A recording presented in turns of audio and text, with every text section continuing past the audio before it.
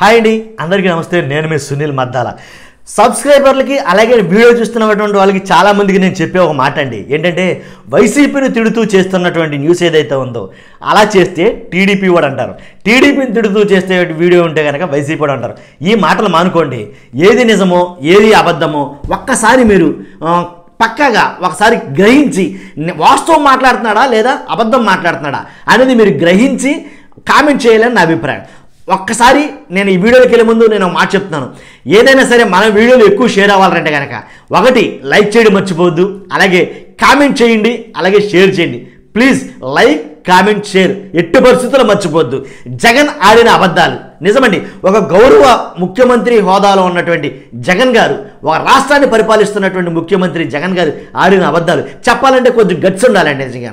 కాబట్టి మనం చెప్తాం, ఎందుకంటే మనం ఏ పార్టీకి తొత్తుం కాదు పొత్తుం కాదు. ఓకేనా? 100% ఉన్న వాస్తవాన్ని, అది నిజమైతే నిజమే, అబద్ధమైతే అబద్ధమే, దేని దానికి తెగ్గొట్టేసే పని అయితే కనుక మనం చేస్తున్నాం చాలా వీడియోలో. సో ఈ వీడియో ఏంటంటే కానీ జగన్ ఆడిన అబద్ధాలు. అబద్ధం అంటే భారీ ఎత్తు కావాలని చేసేది కాదండి. ఎలాంటి అబద్ధం అంటే ఏదైతే ఒక మాట చెప్తామో ఆ మాటను పోషించుకోకపోవడం, లేదా ఆ మాటను నిలబెట్టుకోకపోవడం, లేదా ఆ మాటను చేయకపోవడం, ఆ పని చేయకపోవడం అబద్ధం లెక్కే నా దృష్టి అయితే కనుక. కాబట్టి మా నాన్నగారు ఎప్పుడో మాట చెప్తూ ఉంటారండి, ఏంటంటే ఒక అబద్ధం ఆడకు, ఆ అబద్ధం ఆడితే కనుక ఆ అబద్ధాన్ని కప్పిపుచ్చడానికి కొన్ని వందల అబద్ధాలు ఆడాలనేది వాస్తవం అండి. ఎందుకు మాట చెప్పానంటే కనుక జగన్ గారు ఈ 4.5 ఏళ్ల ఈ 5 ఏళ్ల కాలంలో ఆయన చేసినటువంటి కొన్ని వాగ్దానాలు ఏవైతే ఉన్నాయో వాటి విషయంలో విస్మరించారు, కాబట్టి అబద్ధాలు లెక్కాయి. నేను చెప్తాను, ఒకసారి గుర్తుపెట్టుకోండి. ఏంటంటే పోలవరం, ఏది ఏమైనా మా హయాంలో పోలవరం కంప్లీట్ చేస్తాం అని అన్నారు, కంప్లీట్ కాలేదు. ఇది కేంద్ర ప్రభుత్వం చేతిలో ఉంది కదా అని చాలామంది అని అనుకోవచ్చు. కేంద్ర ప్రభుత్వం చేతిలో ఉన్నా సరే వెళ్ళి అప్డేట్ తీసుకురావాల్సిన బాధ్యత గౌరవనీయులైన ముఖ్యమంత్రి గారి చేతిలో ఉంటుంది.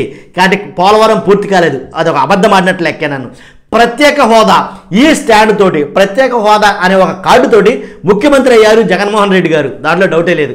ప్రత్యేక హోదా నేను తీసుకొస్తాను, ప్రత్యేక హోదా సాధిస్తాను, ప్రత్యేక హోదా హక్కుల్ని నేను ఏదేమైనా సరే సాధిస్తాను అన్నారు. ఆనాడు చెప్పినటువంటి మాట ఇప్పుడు వరకు నెరవేర్చలా, దాన్ని ఊసే ఎత్తలా, దాంట్లో డౌటే లేదు. ఎవడైనా సరే ఒకటే మాట చెప్పేది ఒకటే, 100% ప్రత్యేక హోదా గురించి అసలు ఊసే ఎత్తలేదు. తర్వాత మద్యపానం రద్దు చేస్తాం, ఇది అసలు జరగలేదు నన్ను అడిగితే కనుక. మద్యపానం రద్దు చేయడం పోగా తర్వాత మనకు కావాల్సినటువంటి బ్రాండ్లు ఏవైతే ఉన్నాయో అవి తెచ్చుకోవడం మరీ విడ్డూరం. ఇది ఇంకా ఇది దారుణం, ఇది అబద్ధాలకే ఎలా అంటే భయంకరమైనటువంటి అబద్ధం అని నేనైతే అంటాను. మెగా డిఎస్సి జరగల, సంవత్సరానికి ఒక డిఎస్సీ అన్నారు, 4 ఏళ్ళు గడిచింది, 5 ఏళ్ళు కూడా కంప్లీట్ కాబోతుంది. మెగా డిఎస్సీ అనేది జరగలేదు. 20,000 25,000 ఉద్యోగాలతో అన్నారు, అవ్వలేదు. మెగా డిఎస్సీ అనేది జరగలేదు, ఇది కూడా ఒక అబద్ధమే నన్ను అడిగితే కనుక. సిపిఎస్ను వారంలో రద్దు చేస్తాం మేము అధికారంలోకి రాగానే. మీకు కావాల్సిన వీడియోలు ఉన్నాయండి విత్ ప్రూఫ్స్తో సహా. ఏది కాని మాట చెప్పటంలా, లేని మాట చెప్పటంలా ఏంటి, కల్పిత కట్టు కథలు అసలే కాదు, వాస్తవాలండి. నేను మాట్లాడే ప్రతి దానికి వీడియో రికార్డెడ్గా ఉన్నాయి, కావాలంటే మీరు చెక్ చేసుకోవచ్చు. ఎందుకంటే ఏదైతే ప్రత్యేక హోదా అన్నారో దాని గురించి వీడియో ఉంది, పోలవరం కంప్లీట్ చేస్తామన్నారో దాని గురించి వీడియో ఉంది, మద్యపానం రద్దు చేస్తామన్నారు దాని గురించి వీడియో ఉంది, మెగా డిఎస్సీ అన్నారు దాని గురించి వీడియో ఉంది. ఇదేది కూడా మన నోట్లోంచి వచ్చేసే మాటలు కాదు, కల్పితాలు కాదు, కట్టుకథలు కాదు, వాస్తవం మాట్లాడుతున్నా. సిపిఎస్ను వారంలో రద్దు చేస్తామన్నారు, మా ప్రభుత్వం వస్తే రద్దు చేయాల. తర్వాత రాజన్న క్యాంటీన్ను ఏర్పాటు చేస్తాం అని అన్నారు. అసలు అన్న క్యాంటీన్లే లేకుండా చేశారు, ఎవరో వాళ్ళకు వాళ్ళు పెట్టుకున్నారు. ఇది నాకు చాలా నచ్చిన పథకం అండి. అలాగంటే మళ్ళీ నన్ను తెలుగుదేశం అని అంటారు. కాదు, మంచి ఎక్కడున్నా సరే స్వీకరించడం నాకున్న హాబీ. కాబట్టి నా హాబీని నేను చెప్తున్నాను. ఈ అన్నా క్యాంటీన్లు ఏదైతే ఉన్నాయో అన్నా క్యాంటీన్లు ఉన్న క్యాంటీన్లనే తీసేసి తొంగలో తొక్కేసి రాజన్న క్యాంటీన్ పెడతాం అని అయితే అన్నారు. అసలు రాజన్న క్యాంటీన్ కాదు కదా, ఏ క్యాంటీన్ లేదు కాడకి. తర్వాత 45 ఏళ్ళు దాటిన ప్రతి మహిళకి 2,000 రూపాయలు ఖచ్చితంగా ఇస్తామని అన్నారు, అది కూడా అయితే ఏది జరగల. ఇలా నేను అబద్ధాలంటూ లిస్టు చెప్పుకుంటూ వెళ్తే చాంతాడంత లిస్ట్ అవుతుంది, దాంట్లో డౌటే లేదు. మీరు ఈ వీడియో చూడాలంటే అయ్యి బాబు ఇన్ని అబద్ధాలు ఆడారా అనేది అనుకుంటారు. కాబట్టి మోస్ట్లీ చాలా ఇంపార్టెంట్, ఈ అవసరం అని అనుకున్న మాత్రమే చెప్పాను నేను. సంక్షేమ పథకాలు కోకొల్లలుగా చేయొచ్చండి, కొన్ని మాత్రం అంటే ఒక ముఖ్యమంత్రి అందరికీ నచ్చాలని లేదు. కాబట్టి నేను చెప్పేది ఏంటంటే కనుక అదే ముఖ్యమంత్రి అందరికీ అవసరమైన మాటలు మాట్లాడితే ఉపయోగం.